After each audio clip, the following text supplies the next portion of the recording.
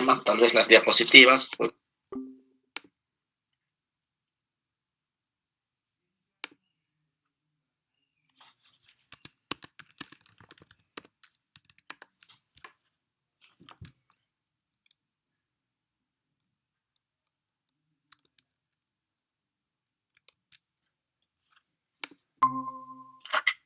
así que no vayan a llorar. Mentira. Más bien estarán felices en su casa, ¿no? Todos tranquilos en su camita, en su sofá, recibiendo clases. Bien. Cuando hablamos de microorganismos, siempre en algún momento hemos comentado eso, no todo es bacterias, ¿ya? Hay otros microorganismos que también están muy asociados a lo que son infecciones, ¿no? Tenemos los priones pues son proteínas, ni siquiera son células, que pueden o causan enfermedades infecciosas, ¿no? Tenemos muchos, como por ejemplo tenemos lo que es la enfermedad del gurú, uno de los cuadros, y en animales tenemos el de las vacas locas. Yo sé que han escuchado acerca de esa enfermedad de las vacas locas, ¿no? Entonces, generalmente los priones se adquieren por ingesta del sistema nervioso central, ¿no? Por ejemplo, en el caso de las vacas locas, lo que hacían los ganaderos era, por no desperdiciar la, eh, el cerebro, la médula de los corderos que degollaban, pues lo mezclaban con la comida del ganado vacuno, y le daban, ¿no? ¿Por qué lo mezclaban? Porque era alto en proteínas, ¿no? Pero en esas proteínas también iban pues priones, y la cantidad de vacas que tuvieron que sacrificar en Argentina, ¿no?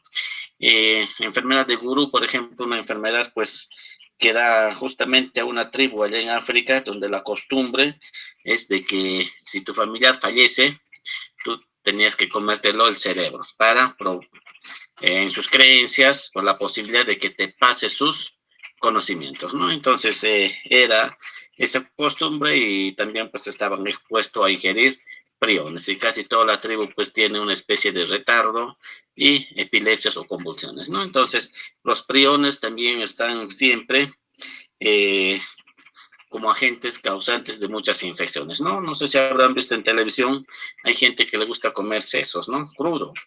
Hemos visto cómo inclusive comen sesos de animales vivos, ¿no? Vivos, lo destapan y empiezan a ingerir, ¿no? Bueno, todo tiene su precio, ¿no? Si les dan, ya saben, ¿no? Vacas locas. Bueno, en animales, en hombres, pues hay enfermedades diferentes que dan, ¿no?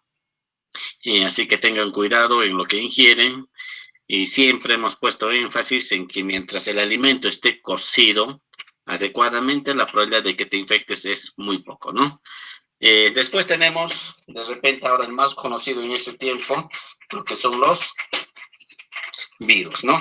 Los virus, pues, y el COVID es uno de los, ahora, podemos decir así, virus del momento, que ha prácticamente diezmado a la población, aparentemente, ¿no? Porque en las epidemias pues hemos tenido millones de muertos, ahora solo tenemos miles y nos alarmamos, ¿no? Les comentaba del VIH, 33 millones de fallecidos y nadie dice nada, ¿no? Entonces parece que el COVID también tiene eh, ¿cómo podemos sus seguidores? Todo es, bueno, no sé, muchos compartirán conmigo la idea, otros no. Todo es economía, ¿no? Todo es dinero, ¿no? Todo es negocio, todo es, eh, podemos decir así, inversiones, ¿no? No digo que han creado el virus, pero sí, pues al ver que era potencialmente una posibilidad para lograr beneficios económicos, está ahí, ¿no? Y ahí tenemos la guerra de las vacunas. Hay vacunas anglosajonas, vacunas rusas, vacunas chinas. ¿Cuál de ellos es el mejor? Lean, chicos, ¿eh? Lean. Porque si yo digo, me pueden denunciar, ¿no? Y las grandes empresas, es terrible, ¿eh? Así que vean cuál de ellos realmente es el que está avanzado en una fase 3 y cuál de ellos es que tiene pura publicidad, ¿no? Terrible, terrible las cosas que pasan en ese entorno, y la verdad es que los comentarios que hacen los grandes expertos da mucho que pensar, ¿no? Ahí han puesto en tela de juicio, por ejemplo, la epidemiología, no de nuestra región, sino del mundo, justamente pues para orientar a que compren algunos objetos, ¿no? Objetos, insumos, vacunas, medicamentos, y todo es negocio, ¿no? Todo es negocio. Alguien sale y opina, dice, uy, la citromicina es lo mejor, todo el mundo compra, ¿no? Y el que habla de eso, ¿cuánto crees que le ha pagado la industria farmacéutica, ¿no? Entonces, cosas así, ¿eh? Terrible, la verdad, que hemos vivido en un mundo en donde los grandes se han hecho mucho más grandes y los que nada tienen, hasta lo que no tienen lo han gastado, ¿no? Oxígeno domiciliario, bonito, oxígeno domiciliario no sirve para nada, pero hemos obligado a nuestra población a que compren balones de oxígeno hasta con 8.000, 9.000, lo que cuesta 800 soles, ¿no? Hemos prácticamente dirigido a las instituciones para que compren sus balones. Ahora me pregunto, ¿y qué están haciendo con estos balones de oxígeno? Debe estar abandonado ahí, ¿no? El oxígeno también que no sirve para nada, almacenados en esos lugares donde, no, pues no es el lugar donde deberían estar, ¿no? Entonces, cosas así, ¿ya? Así que lean, no es mucho, hay páginas que te lo resumen, cuáles las diferencias de cada uno de ellos, ¿no? Así que los virus pues siempre han sido un problema para nosotros y lo seguirán siendo, probablemente no, al menos no en mi generación, no, siempre digo, no creo que vuelva a vivir, al menos yo, una pandemia como el que he vivido. Yo ya viví mi pandemia, ya enfrenté mi pandemia, así que ahí me quedo, ¿no? Segunda ola, tercera ola, bueno, con tantas protestas que hubo en nuestro país, la segunda ola ya debió haber llegado, pues se supone que en todas estas marchas se han infectado pues a montón, ¿no? Pero como vemos, pareciera que ya se va a mantener así en con esos casos que tenemos a diario. Ahorita tenemos 23 hospitalizados, no es mucho, de casi 200 hospitalizados que llegamos a tener en un momento, ¿no? Entonces los virus. Luego están las bacterias, de repente el más conocido, no porque ocasione más enfermedades que los otros, sino porque tenemos un arsenal de antibióticos, pues, para todo tipo de bacterias. Ni siquiera uno por bacteria, tenemos 10, 20 por bacterias, ¿no? Entonces las bacterias, nosotros siempre lo tratamos de alguna forma de estudiar, porque su identificación va a permitir que nosotros lleguemos a curar, ¿no? Curar, estamos hablando de cura, ¿no? Lo que no ocurre con los priones o los virus, ¿no? Entonces las bacterias, pues, hoy por hoy toman mucha relevancia, ya que son los principales agentes de infecciones intrahospitalarias, ¿no? Y muchos COVID no se han muerto por COVID, sino por bacterias XDR o MDR, que a nadie le ha importado, ¿no? Otro de los grupos es hongos. Hongos, hemos estado leyendo o estudiando algunos hongos y vemos pues que no todos los hongos, pero la mayoría está asociado a inmunosupresión, son oportunistas, ¿no? Son oportunistas y el uso excesivo de antibióticos selecciona los hongos. Es decir, los antibióticos te matan las bacterias, pero no te hacen nada con los hongos, ¿no? Por eso que muchos pacientes hospitalizados pues tienen infecciones fúngicas, ya que están con antibióticos 30, 40, 60 días, ¿no? Como no pueden comer, así que algo hay que darle, entonces le damos antibiótico como comida, me imagino, ¿no? Porque no tiene otra explicación, dar tanto tiempo, ¿no? No hay una bacteria, pues, que imagínate, 40, 60 días de antibióticos, es casi imposible, ¿no? Es como si a ustedes todos los días le estarían acuchillando, a pesar de muerto le siguen acuchillando, porque por ahí algo hay que hacerte, ¿no? Algo, me imagino algo así, ¿no? Protozoos, hemos estudiado algunos protozoos, lo vamos a estudiar justamente en parasitología. Tenemos pues lo que son las amebas, por ejemplo, que son característicos de este grupo, ¿no? Helmintos, comúnmente llamados como gusanos, les decía que teníamos un compañero que se llamaba, o le llamaban gusano, no porque se arrastraba, ¿no? Bueno, entre las chicas, no. Si no, todos los varones serían gusanos, porque todo el mundo se arrastra.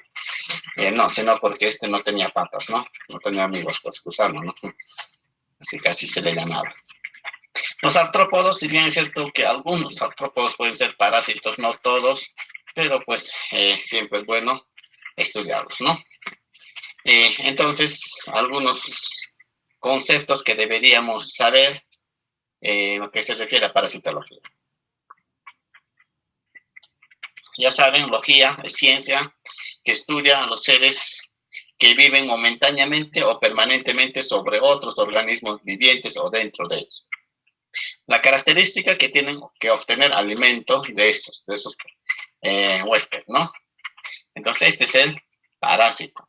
Por eso que a muchos de nosotros, al menos en la edad universitaria, a mí me lo han dicho y a otros, nos dicen parásitos, ¿no? Porque vivimos momentáneamente pues de nuestros padres, nos alimentamos de ellos, pues guste o no nos guste. Hay excepciones, sí, bueno, siempre, ¿no? Excepciones que hay que valorarlo, ¿no? Pero hay otros pues que se quedan permanentemente, eso ya sí son ya parásitos, ¿no? Hay que aprovechar lo que se nos ofrece, ¿ya? Si nos ofrecen unos 5, 6 años de estudio, pues hay que aprovecharlos, no te vas a quedar 10, 20 años pues estudiando, dependiendo de otros, ¿no? Parásito es cualquier organismo que vive sobre o dentro de otro organismo vivo, del cual obtiene parte de sus nutrientes para sobrevivir. Y miren, esa característica, dañando al organismo que lo aloja. Si no lo daña, eso no es pues parásito, ¿no?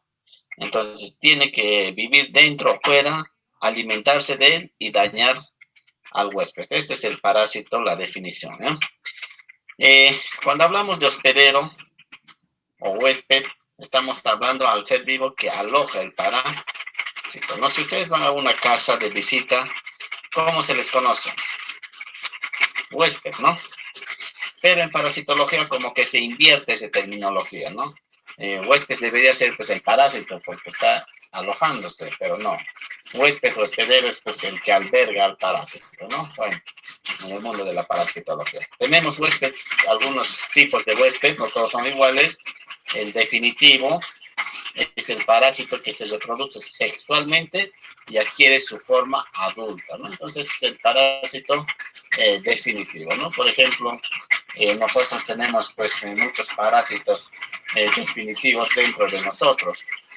Las tiñas son un parásito definitivo porque tienen una reproducción sexual dentro de nosotros. Los ascaris, hay macho, hembra, que también es huésped definitivo, ¿no?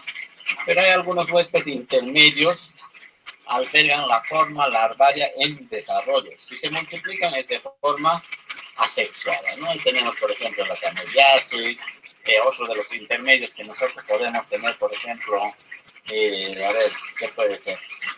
Hidatidosis, que no es la forma adulta, sino solo las formas larvarias, ¿no? Paratécnico transportador es el que tiene formas larvarias que no se desarrollan, es decir, pasa porque tuvo que pasar por ahí, ¿no? Y ahí tenemos muchos caracoles, sobre todo en cuadros de fasciolasis, ¿no? Chicos, ¿me escuchan? Sí, doctor. Sí, doctor. ¿Se escucha la lluvia? Sí, doctor. Bien, porque estoy en mi módulo y parece que está lloviendo fuerte, creo. Bueno, eso va a hacer que yo hable un poquito más fuerte, ¿no? No es que les esté gritando, cuidado que se moleste, digo, el doctor se ha molestado, nos está gritando, ¿no? Para que me escuchen, ¿eh? El incidental alberga al parásito en una etapa de detención de su desarrollo, ¿no? Y también tenemos muchos de ellos, por ejemplo, lo que es triquinosis, ¿no? Triquinosis entró y nos ocasiona el cuadro, pero no hacemos la forma adulta, ¿no? Entonces, estos son los tipos de huésped definitivo, intermedio, paratécnico, incidental, ¿no? Como que el paratécnico y el incidental van por ahí, ¿no? Solo que el paratécnico, pues, ni se alimenta de ti ni te hace daño, es decir, pasa como una especie de transporte, ¿no? Estas son algunas definiciones que hay que tener en cuenta. Me disculpan un rato, chicos, voy a responder al doctor Rey sobre la arena, a ver qué me dice.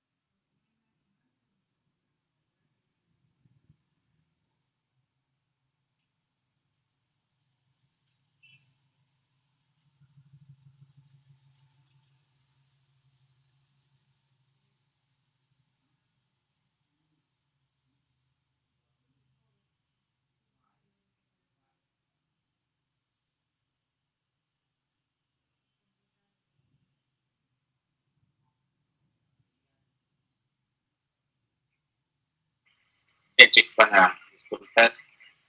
Lorena nuevamente ha cerrado su UCI. Nosotros no tenemos ni un sociólogo, pero no sé, el regional es el regional, ¿no? Si tiene que atender, el chofer va a tener que atender acá.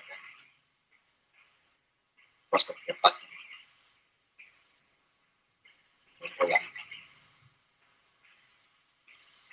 Bueno, no es nuestro problema, seguiremos adelante. Bien, miren, algunas definiciones que nosotros vemos es, por ejemplo, asociaciones, no sociedades.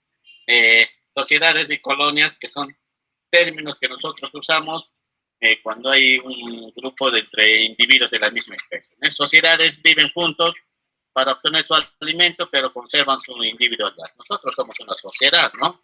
El hecho que vivamos juntos no quiere decir pues que dependamos de otros, ¿no? Sí o sí, a no ser que seamos una especie de parásito, ¿no? O sea, ¿ya? Igual te puedes revelar y irte, ¿no?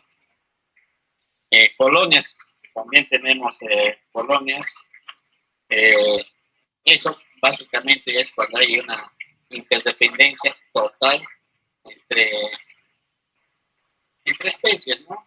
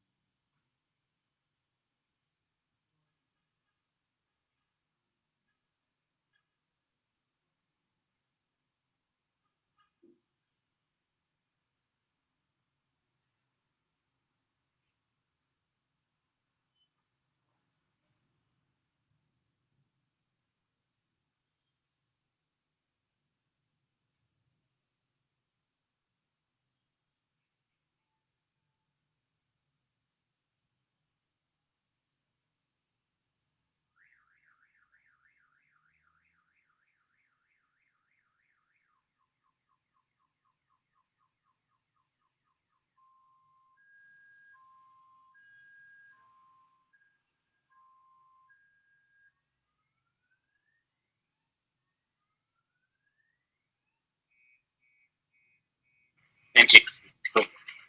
Ya. Entonces, colonias viven juntos, pero su interdependencia es total, ¿no? Ahí podemos ver, por ejemplo, las abejas. Las abejas, pues sí o sí tienen que vivir en grupo porque su interdependencia es total. No podemos encontrar una abeja solita, pues perdida puede estar, pero que viva sola, no, ¿no? Igual que las hormigas. Entonces, esos son colonias, ¿no? Mayormente animales. Pero también hay entre diferentes individuos, simbiosis.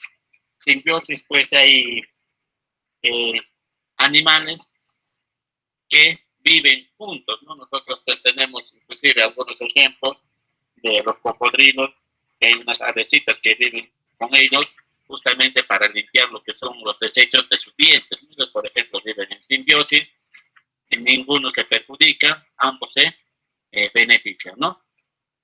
El comensalismo, y eso nosotros tenemos muchos comensales dentro de nuestro organismo, es cuando uno de los socios se beneficia, ¿no? Nuestra microbiota, por ejemplo,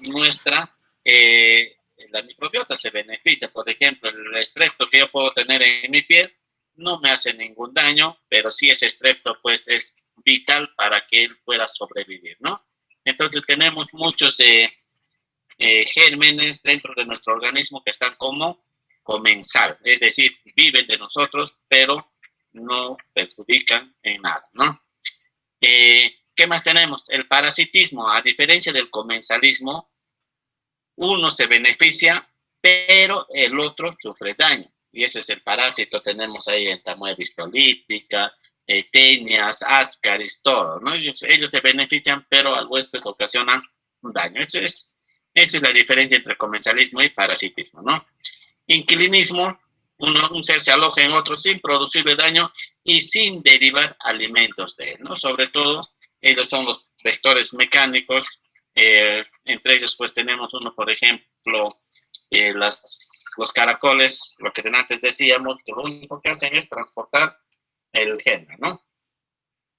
¿Qué más tenemos? Oportunismo, microorganismos que ya lo tenemos como parte nuestra, pero cuando disminuye el sistema inmunológico, de comensales que eran, ahora se vuelven infectantes, ¿no? Y tenemos, por ejemplo, estrongiloidiasis, tenemos toxoplasmosis, nosotros tenemos toxoplasmosis, y tenemos citomegalovirus, tenemos herpes, muchas infecciones que se reactivan cuando el sistema inmunológico se ve comprometido, ¿no?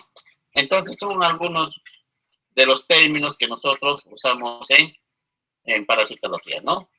Ahí tenemos la clasificación según su hábitat: endoparásitos, ascaris, tenias, ectoparásitos, ladillas, pulgas, escabiosis, que están considerados dentro de este grupo de parásitos, ¿no?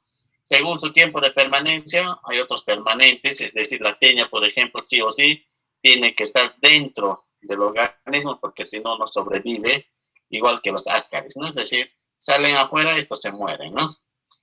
También tenemos parásitos temporales, eh, incidentales o facultativos, ¿no? Es decir, hay unos que sí o sí tienen que salir al medio ambiente para reproducirse, como por ejemplo tenemos estrongiloidiasis. ¿No? Estrongiloidiasis sale afuera y sí o sí hace un ciclo fuera del organismo como un gusano de vida libre, ¿no? Entonces, ellos en una fase de su ciclo pueden permanecer dentro del huésped y otro fuera del huésped, ¿no?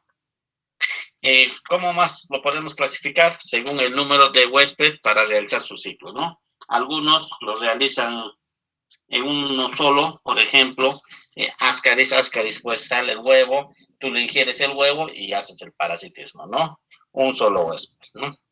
Eh, Monoxeno, eso llamamos monoxeno.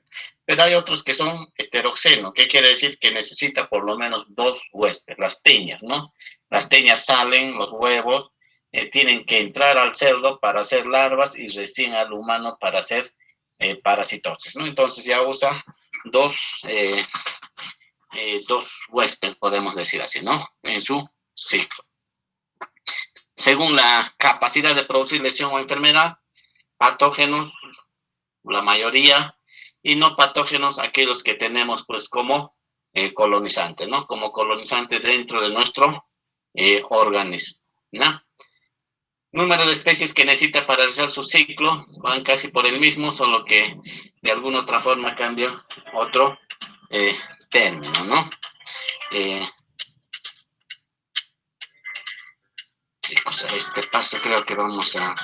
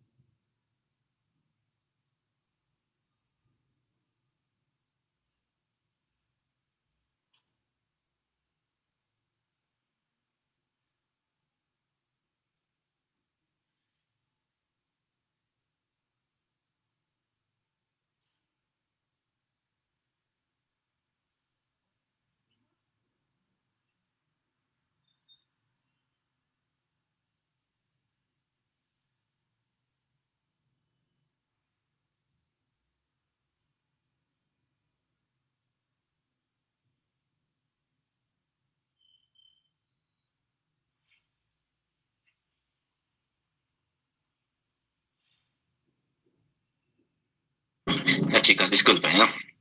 Uy, no vamos a terminar. Bueno, ya. Hay pacientes de UCI COVID y no hay UCI COVID. Lorena cerrado porque no le han pagado un mes. El regional supuestamente tiene UCI, pero no tiene uciólogo y no les pagan desde marzo. Interesante. Y ahora hay un paciente postoperado y no saben dónde le va, ¿no? Esa es la realidad, chicos, ¿no? Esa es la realidad de nuestros queridos hospitales. Así que la segunda ola, si es que llega, lo cual no estoy muy creyente de eso, nos va a acabar más que la primera, ¿no? La clasificación, ya hemos dicho, según su morfología, protozoos, helmintos, artrópodos, según su topografía. Cuando es ectoparásito, nosotros llamamos infestación. Cuando es endoparásito, infección. ¿Ya? Hay que tener claro esos dos términos, ¿no?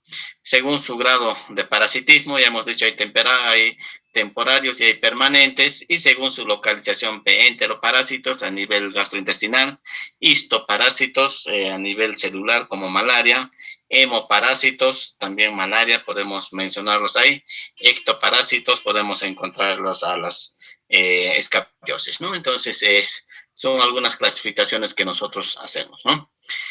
El ciclo biológico es muy importante conocerlo, sobre todo de todos los parásitos. ¿Cuál es la importancia de esto? La sintomatología lo da según el órgano al cual esté afectando. Y hay, pues, podemos decir así, parásitos que hacen un ciclo y el ciclo de los, no sé si se acuerden, pues va a afectar a nivel intestinal, va a romper mucosa, puede afectar a nivel hepático, puede afectar a nivel pulmonar, alveolar y todo eso, ¿no? Entonces va a depender mucho del ciclo, muchas de las manifestaciones clínicas, ¿no? Entonces decíamos que para el ciclo algunos necesitan un solo huésped, por ejemplo, Ascaris, otros más de uno. Fasciola, por ejemplo, va a requerir unos 2 o 3 huéspedes intermedios para llegar a su forma adulta, ¿no? ¿Cuál es su mecanismo de transmisión? Cuando hablamos de mecanismos de transmisión, es la forma como ingresa el parásito hacia el huésped. Puede ingresar en una forma activa, es decir, en estadios larvarios. Ahí tenemos estrangiloides, por ejemplo, uncinarias que entran por piel, ¿no? Entran por piel en su forma de larva, de forma activa. Ellos mismos van a tener que perforar la piel para ingresar, ¿no? Luego tenemos una forma pasiva, huevos, quistes, y muchos de nosotros lo ingerimos en alimentos, ¿no? Sobre todo ensaladas, que son los que no tienen ese proceso de cocción, y ahí puede haber muchos huevos, que son algunos microscópicos, otros quistes, y ya pues tendríamos que ser muy confiados y no haberse lavado adecuadamente, por ejemplo, la lechuga, como para comernos una larva, ¿no? Pero sí puede ocurrir eso. Y otra forma pasiva es cuando hay picaduras por insectos, por ejemplo, anófeles, si nos pica, ¿qué nos va a dar? ¿O qué nos va a inocular? Eh, Malaria, ¿no? Es decir, plasmodio, ¿ya? Entonces, esas son las dos formas por la cual puede ingresar el germen hacia nuestro organismo. Las reacciones del huésped locales van a depender mucho por dónde ingresa, ¿no? Por ejemplo, si Strongyloides entra por piel o uncinarias, la primera manifestación va a ser una especie de prurito a nivel de puerta de ingreso, ¿no? O generales, cuando sobre todo hacen una especie de parasitemia, pues los síntomas son también generales, ¿no? Estamos hablando de fiebre, malestar y todo lo demás, ¿no? ¿Qué más tenemos? Hay una especie, una forma de reacción que lo conocemos como sumisión pasiva, es decir, las células no se oponen a la resistencia. Puede entrar, por ejemplo, no sé, un Ascaris. Ascaris está ahí, no produce inflamación, no produce diarrea, no produce nada, si son uno, dos o tres que están ahí, ¿no? Entonces, es una sumisión pasiva del organismo porque de alguna otra forma asume que no es, pues, que no hay un riesgo alto para que pueda hacer daño, ¿no? Y nosotros tenemos muchos parásitos que están en esa forma, no hacemos una reacción a eso, ¿no? Eh, o una resistencia activa. Ingresa Ascaris o ingresa malaria, por ejemplo, empezamos a hacer fiebre, escalofríos, hasta convulsiones, ¿no? Entonces va a depender mucho del tipo de inmunidad que nosotros tenemos. Por eso siempre se dice que los inmunosuprimidos toleran más la primoinfección, es decir, no hacen cuadro clínico, ¿no? A diferencia de un inmuno competente que al primer cuerpo extraño hace reacción inflamatoria y los síntomas pues son o se exacerban de sobremanera, ¿ya? Pero hay otra forma que es adaptación. Es decir, ingresa, por ejemplo, malaria, ¿no? Fiebre, escalofríos, náuseas, todo. Sobre todo estoy hablando de vivas, ¿no? Pero hay un momento que ya cede el fiebre, ya no hay malestares y el paciente está completamente normal. Sin embargo, es portador de malaria, sobre todo en la forma de hipnozoitos, ¿no? Entonces no hace fiebre, no hace nada, pero está ahí, ¿no? O hay muchos pacientes que cuando se infectan de salmonelosis, pues hacen diarrea, cefalea, dolor de cabeza, todo, ¿no? Se les hace un tratamiento, pero lo hacen de manera incompleta y cede los síntomas, pero son portadores, llamamos portadores asintomáticos, ¿no? Transmiten, pero no hacen enfermedad. ¿Por qué? Porque el organismo de alguna otra forma se ha adaptado a convivir con ese agente infeccioso, ¿no? Entonces, como podemos ver, mucho depende del sistema inmunológico para el tipo de reacción que pueda tener el organismo. Y esto se manifiesta en síntomas y signos, ¿no? Los mecanismos de acción de cómo pueden dañar al organismo tenemos muchos. Empecemos por los mecánicos, la obstrucción, Ascaris. No sé cuántos habrán visto esas bolas o esos ovillos de Ascaris que pueden ocasionar obstrucción, ¿no? Yo tuve la oportunidad de ver a un paciente en donde vino por distensión abdominal, un cuadro típico de obstrucción, y pues de un momento, no sé, a los 10, 15 minutos empezaron a salir los gusanos por nariz, bueno, nariz y boca vio, ¿no? Es decir, qué manera de salir. El paciente pues falleció por asfixia más que por otra cosa, ¿no? Parecían en películas, empezaron a salir ascaris por todo lado, ¿no? Por todos los orificios fisiológicos que puede tener una persona, ¿no? Entonces, o puede ocurrir obstrucción. Otra ocupación de espacio Ahí los principales tenemos cisticercosis, hiratidosis, va a depender mucho del órgano también para de alguna otra forma tener manifestaciones clínicas, ¿no? Por ejemplo, podemos tener larvas a nivel de tejido celular subcutáneo, pero simplemente aparece como un nódulo porque se puede distender, ¿no? Pero si es ocupado a nivel del sistema nervioso central, donde por el mismo hecho de que tenemos el cráneo no hay distensión, pues va a ocasionar cuadro clínico por más mínimo que sea el agente extraño, ¿no? Cisticercosis tenemos uno de ellos y esa es la causa pues de la cefalea o en algunos casos de convulsiones de neurocisticercosis, ¿no? Compresión, hiratidosis, por ejemplo, a nivel hepático puede crecer hasta 1 a 1.5 por mes a nivel hepático, ¿no? Y cada vez va creciendo y cuando llega, no sé, un tamaño de 10, 20 centímetros, eso va a comprimir sobre todo las vías biliares, ocasionando el cuadro clínico de ictericia, entre otros, ¿no? Entonces, son algunos cuadros o por la fisiopatología que nosotros podamos de alguna otra forma sospechar de la gente, ¿no? Traumáticos, por ejemplo, más que trichura, yo lo pondría ya a uncinarias. Las uncinarias, pues, el mismo hecho que tienen una lanceta y que están enclavadas en la mucosa, hacen que ésta pueda sangrar. Entonces, lo que ocasiona es un sangrado, por eso, pues, anemia, ¿no?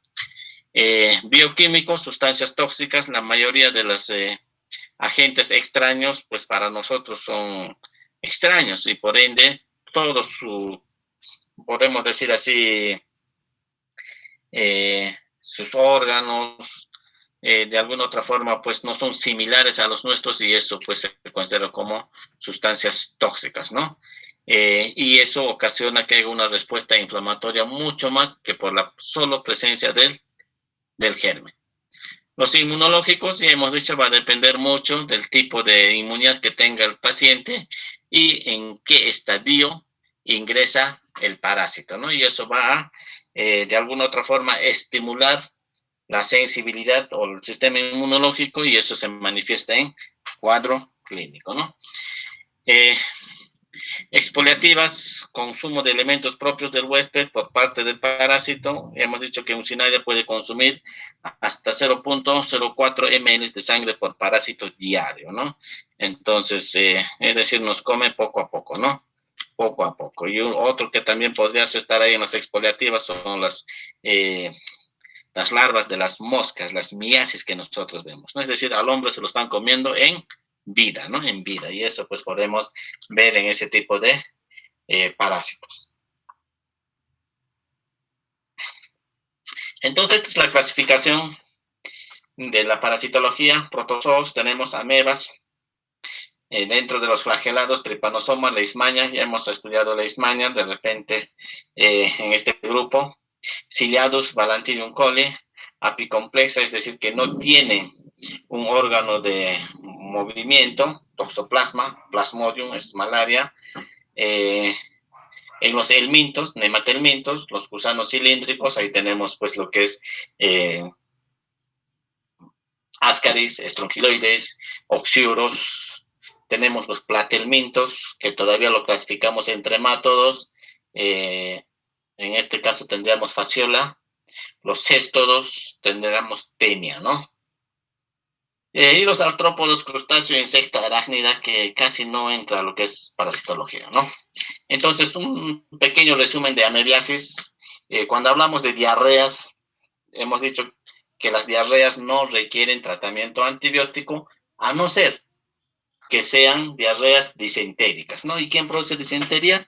Amebiasis y giardiasis, ¿no? Entonces, por eso la importancia de identificar a esos gérmenes para dar el tratamiento adecuado. Entamoeba histolítica es la ameba, podemos decir así, casi uno de los principales que ocasiona enfermedad en pacientes humanos, ¿no? Entonces, el parásito puede vivir como comensal en el intestino grueso en su forma quística, ¿no? Y eso es, pues, nosotros hay que tener en cuenta, como decía ahí, comensal. ¿Qué quiere decir comensal? Que no ocasiona cuadro clínico. Entonces, yo tengo un paciente asintomático y, no sé, le he pedido parasitológico y me reportan quistes de entamoeba histolítica. ¿Lo voy a tratar? No, porque ahí dice comensal, ¿no?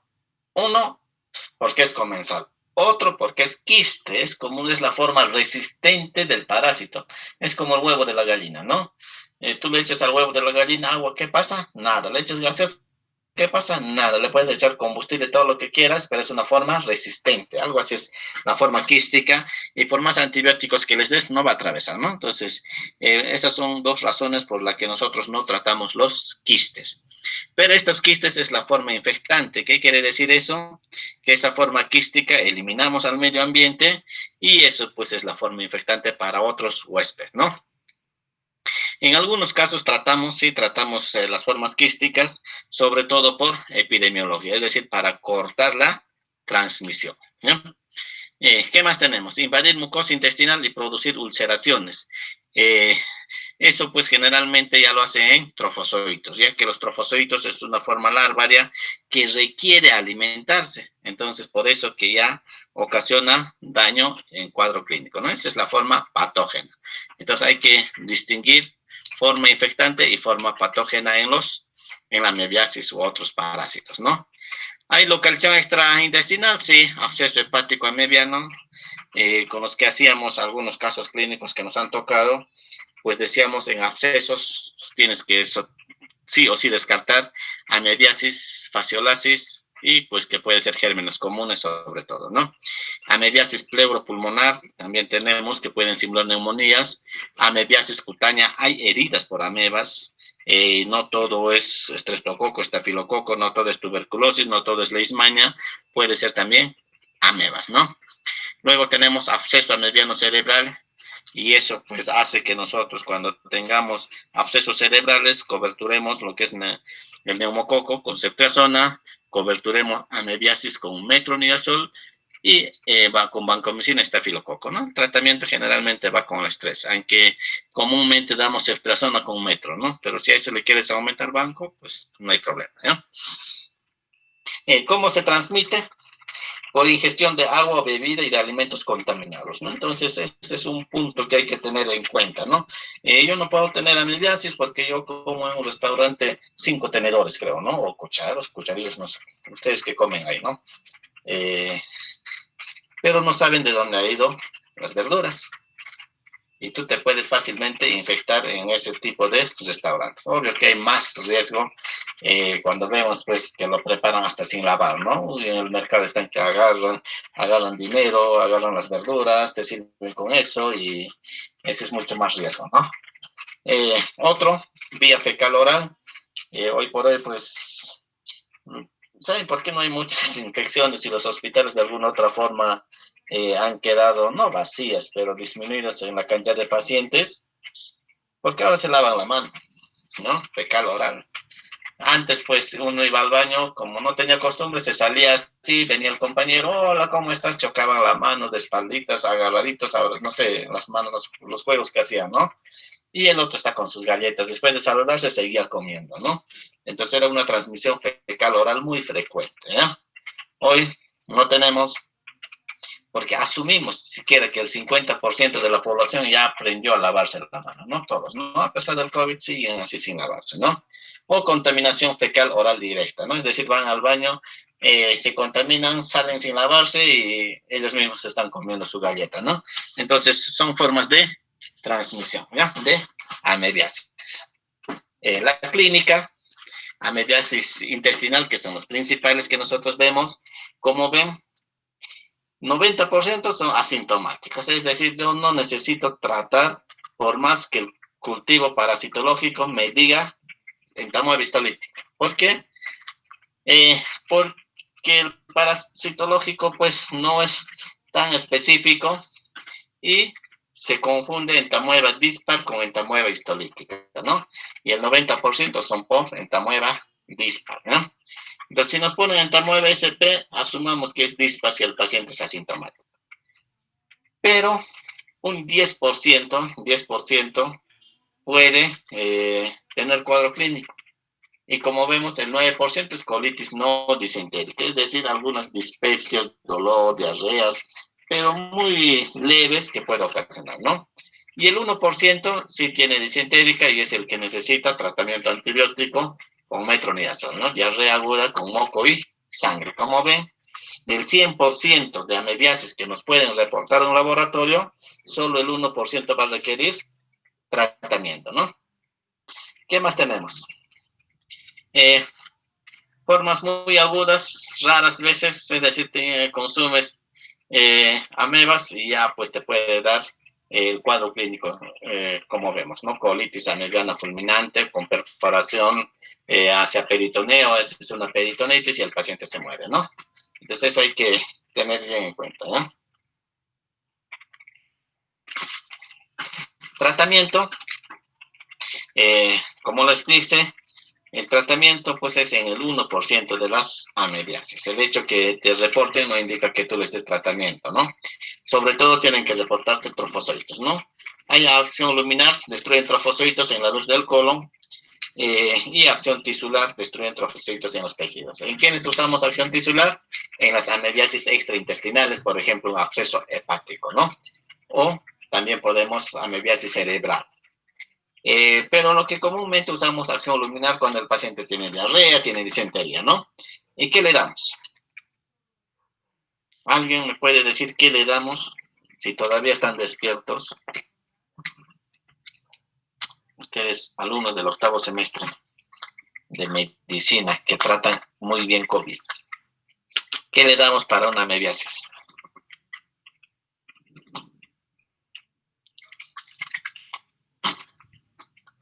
Hola chicos, ¿están ahí? ¿O no hemos Sí, activado doctor. el micrófono? Ya pensé que no había activado el micrófono. ¿Qué le damos chicos para amebiasis? ¿Alguien? Puede ser un Metronidazol, ¿no? Dosis vía. ¿Cuánto de metronidazol y qué vía?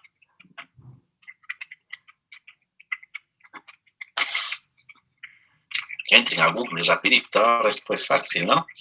Entran a Google y ya al rincón del vago y se confunden todavía. Quedamos chicos, ¿cuánto de dosis?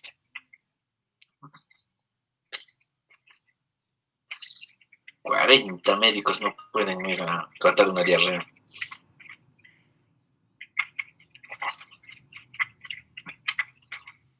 Quedamos, Fran. ¿Dónde está Fran? ¿Por ahí?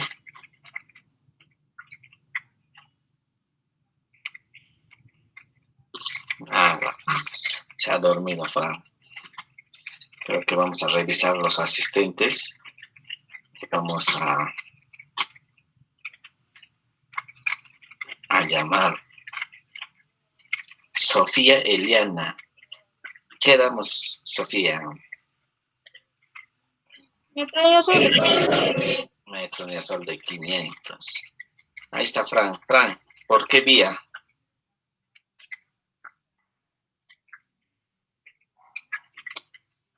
Fran.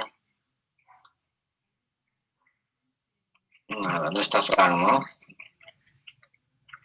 Y Fran debería estar ahí porque tiene un asunto que arreglar, creo.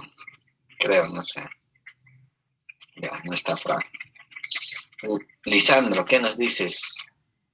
Lisandro, ¿por qué vía? Lisandro. ¿Qué chicos no están ahí? Bueno, anotaremos, ¿no? Catherine, ¿qué nos dices, Catherine? Vía oral, ¿no? A eso me refiero, ¿ya? Eso les pregunto porque a pesar de todo lo que decimos, no, pues no, siguen dando endovenoso, ¿no? No hay una cañería o un capilar que esté cruzando el intestino para que gotee, ¿no? ¿Dónde se supone que está el parásito? En el lumen intestinal. Entonces ahí es donde nosotros tenemos que llegar, por vía oral, ¿no? Por vía oral, ¿no? Nidazol, ¿no? Metronidazol. Nada, ya regresaron Fran y Lisandro. Doctor, disculpe, está un poco entrecortado mi audio. Tú siempre tienes, te sugiero que vayas cambiando de, no sé, de servidor, lo que sea. ¿Y Lisandro? Doctor, presente. ¿De dónde estás viniendo, Lisandro? ¿De lo que has ido a cantar? No, doctor, estoy un poco resfriado. Resfriado. ¿Y qué tienes en lo que estás resfriado con? No, doctor, con también estaba, ya, ¿cómo se llama? Con conexión inestable, doctor. pero normal, ¿acaso estoy diciendo que vengas al hospital de tu camita bien abrigadito? Ya. Bien, entonces, metronidazol, ¿no? Amebiasis intestinal, ya hemos dicho, diarrea mediana es la forma más frecuente que encontramos nosotros en el parasitológico, sin reacción inflamatoria en las heces, pérdida de peso, tenesmo rectal, ya saben, tenesmo que es, vas al baño con ganas de hacer tus deposiciones y no lo haces, ¿no? Y regresas con la misma sensación, es decir, vas al baño y regresas con lo mismo, ¿no? Es el tenesmo. Disentería, colita amebiana. Les decía, úlceras, ¿no? Ahí tienen, miren, las úlceras amebianas que se pueden confundir con cualquier otro úlcera hasta bacterianas, ¿no? Pueden ser un estafilococo, puede ser hasta leishmania, ¿no? Ahí tienen el pene que puede parecer sífilis, puede parecer leishmania, hemos visto esos casos, y también pues dentro de los diagnóstico diferencial ya tiene que entrar amebiasis, ¿ya? Sobre todo a nivel de genitales. ¿Por qué a nivel de genitales? Porque amebas pueden estar en su forma de, hemos dicho, de comenzar a nivel de tracto intestinal, ¿no? A nivel de tracto intestinal, y cuando uno tiene pues relaciones contra natura, sin protección, se expone también a ese tipo de infecciones, ¿no? Así que piénsenlo bien, ¿no, chicos? Ustedes que cada vez están más con otros gustos, ¿no? Ahí tienen el tratamiento. Paramomicina casi no usamos, ese es para, sobre todo, pues para de alguna otra forma tratar los quistes, ¿no? Pero hay que quedarnos con metronidazol. Para colitis es pues 750, pero lo común que nosotros usamos es 500 cada 8, ¿no? 500 cada 8.